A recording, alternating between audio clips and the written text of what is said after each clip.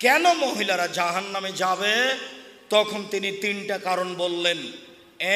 এক, তুকসিরনা লানা, তোমরা অভিশাপ করো, বদনাম করো, গীবাত করো, স্বামীর এই সেই কথা বলো, এই জন্য জাহান্নামে যাবা।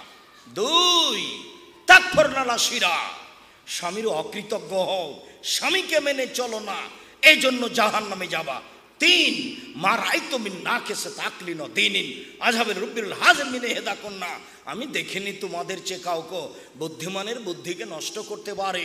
ও নারী জাতি, তোমরা এমন জাতি যে বুদ্ধিমানের বুদ্ধিকে নষ্ট করতে পারো। আমি দেখিনি তোমাদের চেয়ে কাউকে যে বুদ্ধিমানের বুদ্ধিকে নষ্ট করতে পারে। তোমরা এমন জাতি, তোমাদের মধ্যে কেউ এমন যে বুদ্ধিমানের বুদ্ধিকে নষ্ট করতে পারে।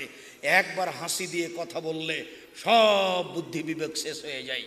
তাই তো রাসূল সাল্লাল্লাহু আলাইহি ওয়াসাল্লাম বলছেন, পৃথিবীর মানুষ হাত্তা